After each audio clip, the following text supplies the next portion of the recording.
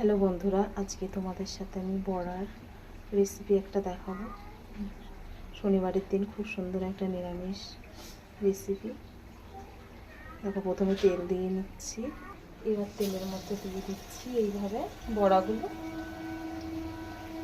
একটা করে।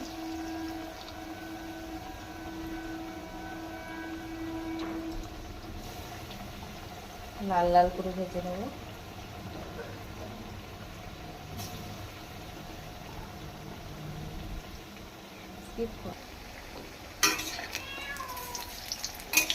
এবার উল্টিয়ে দিচ্ছি, হালকা ভেজে নিয়ে ভালো করে লাগিয়ে দিচ্ছি।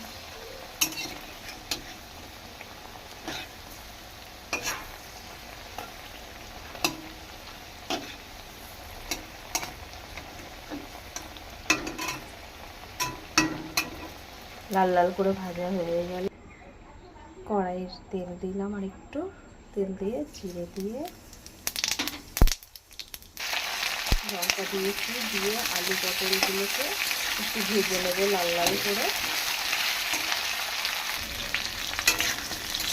পটলগুলো আলু লাল লাল করে ভাজা ভাজা হয়ে গেছে, খুব বেশি লাল লাল করিনি, একটু হালকা হালকা। এবার হচ্ছে তোমার আদা বাটা, জিরে বাটা,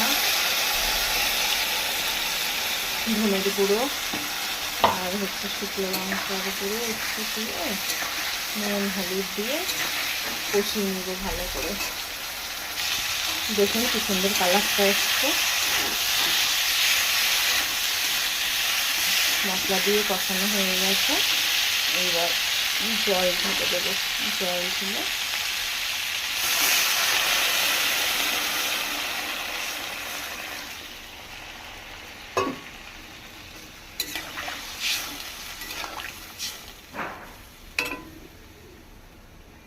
এবার একটু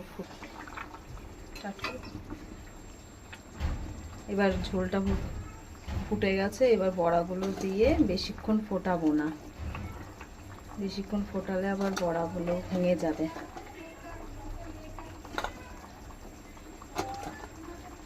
দিয়ে ভালো করে একটু নাড়াচাড়া দিয়ে ফুটিয়ে নাড়িয়ে নেব। দেখুন, এবার নামিয়ে ফেলবো, হালকা একটুখানি গরম মশলার গুঁড়ো দিয়ে নামিয়ে ফেলবো। আমার বড়ার রেসিপি এখানেই শেষ করলাম।